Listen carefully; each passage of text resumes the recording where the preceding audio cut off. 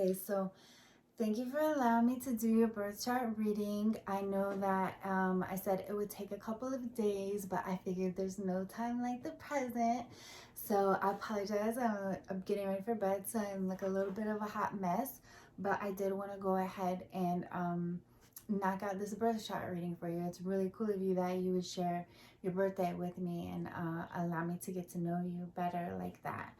So I'm gonna try and do a quick run through of what each placement means in case you didn't see my videos in the past. So each planet in astrology represents a different aspect of your personality, and these are characteristics that you would display when you embody this energy. And I mean, it is based off of where the planets were in the sky when you were born. So everybody's pretty much familiar with their sun sign. Your sun sign is your actions and how you want to be seen. And you also have, your moon sign. Your moon sign is your emotional nature and your inner self. Um, and those, along with your rising, are going to be your main three big placements that make up your personality. Now, I didn't get into your rising. I know you said that you were born at 5:30 a.m., but I just want to make sure of that because it is very in depth. But once we make sure that that's your birthday, I'll go back and add also your rising sign and the houses where each of these planets land. And your house in astrology makes up a different area of life. So anyways, back to what I was saying. So your moon sign is your emotional self, your inner self, your emotional nature, how you react to things. And then your Mercury, your Venus, and your Mars, these are going to be like tools that you jump into to get certain jobs done. So for example, like your Mercury is how you think and communicate.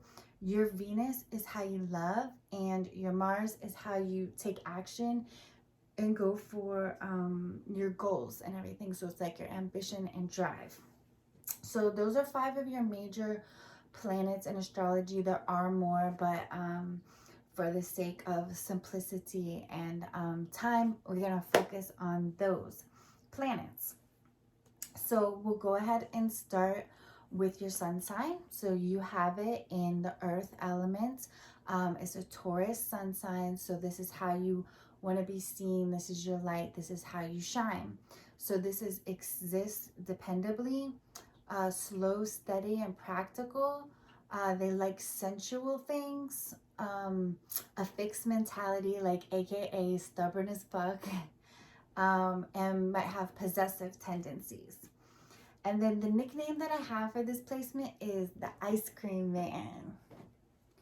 So Taurus is about material, earthy things. So it's about money. It's about, good foods. It's about having nice clothes that feel good, smelling good, like all of the senses. Those are very big Taurus things. So next, we have something a bit more interesting. We have your moon sign, which is your inner self and your emotional nature. So you actually have a Gemini moon. So Gemini is an air placement, and this is about this is ruled by Mercury. So this is all about thinking and communicating. Geminis can be very versatile and have like all kinds of different energies going on. They're very curious about life and ask a lot of questions. They're curious about people, very talkative and things like that, and can go through a lot of different moods and stuff very quickly. So I'll just go ahead and read the cards to make it easier. So like I said, that this is your emotional nature, and it's ruled by a planet that's all about thinking. So sometimes with the Gemini moons, they can their thoughts are their feelings rather than like feeling things. Like their thoughts are actually their feelings. They seek intellectual stimulation. They have a hand in everything, very curious. They could have scattered emotions, and they need constant variety and change. They can get bored very quickly and need to shake things up. And the nickname that I have for this is the intellectual connection.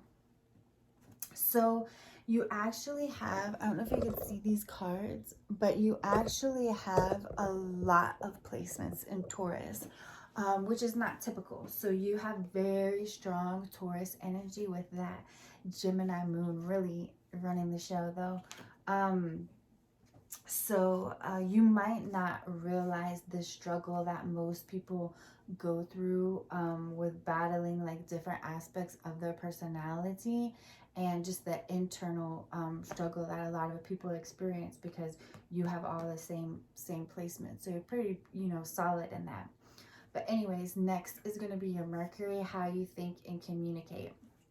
So you probably deliberate on decisions. You probably take your time and like think things through. You have an unshakable mindset. Like I said before, stubborn as fuck. You might have a very calming influence and practical and down to earth advice. So the nickname that I have for this placement is Mr. Two Cents. Honestly, I can't remember why I put that. But anyways, it's just a fun little nickname. So next we have your Venus, which is how you love. And this also is in Taurus. And this is going to be loves abundantly. Touch is a love language. Can be possessive, romantic and affectionate, and needs dependability. And the nickname that I have for this is the spoiled prince or princess. So you might have a tendency to, with your romantic partners, you might spoil them and, buy them lots of things and kind of show your love in that way. Or it could be vice versa, where your love partners might be, lavishing you with gifts and stuff. But it's definitely going to be some spoiledness going one way or another. Next, we have your Mars. So this is how you take action, how you go for your goals, and your ambition and drive. And then you have again, Taurus Mars. So this placement I'm very familiar with. My best friend has this placement. So I think that this one should really hit hard. So this is acts resolutely. So like acts with intention and deliberation. Like it's not like an impulsive thing. And then you're going to stay strong in what you're going for. You're going to stand firm in that. When going for your goals, you'll develop a plan of action. And then you might be a little bit slow to get things started, but you're very good with longevity. Steady, like slow and steady wins the race. So it might take you to a while to get something started, but once you get it started, you're going to see it through all the way to its completion and success and things like that. And then also Mars has to do with anger. So like it might take a lot to really get you angry. Like you might have a really long fuse. But when you do get angry, like the whole freaking earth will shake. And then also I've added, they stay the course. That's kind of like the acts resolutely and doesn't give up, very tenacious. So that is your that's the signs that you have each of the planets in. I'm not going to go into the houses like I said until we confirm your birth time, but I am very interested to know if you're for sure about that one, because I will go back, redo this video and do it way more even in depth. I just want to be sure first. So next we have the placement that probably you reached out for in the first place. So, and it's funny, all right, so you have one of the funnest north nodes there is. So you have the Leo north node. And like I said in the video, these are going to be attributes that you're trying to develop in this lifetime to grow, so you can kind of like get to the next level and not stay stuck in the same old comfort zone. And this is the energy of your north node. So I'm going to tell you those characteristics, but then to know the area of life it plays out, because we can also find that out. We just got to confirm that birth time. Sorry.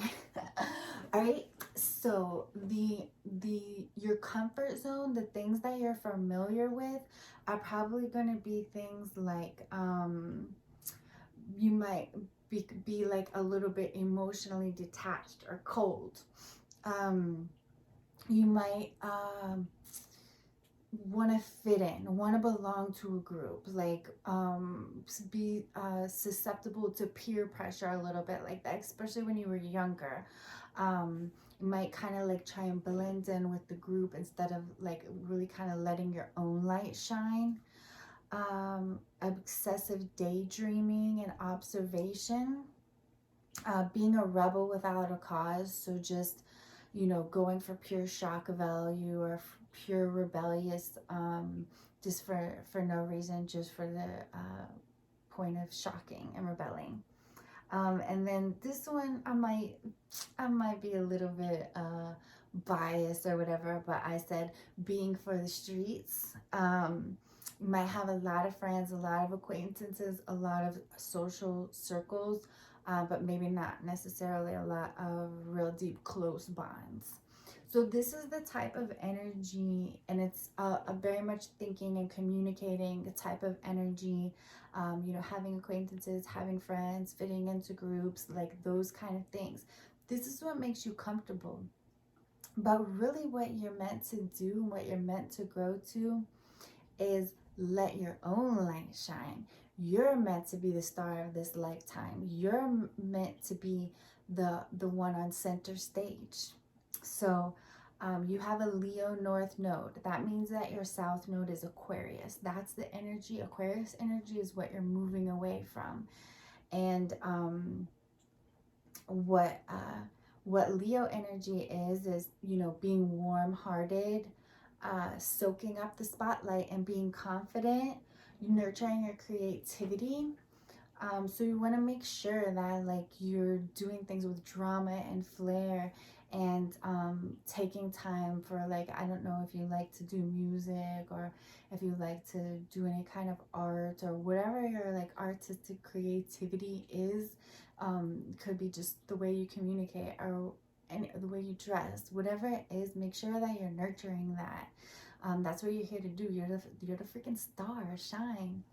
Adding a bit of drama, enthusiasm, and entertainment into everything you do.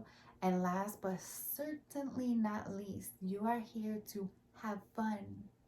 How cool is that? You're here to have fun and let your inner child out to play, basically.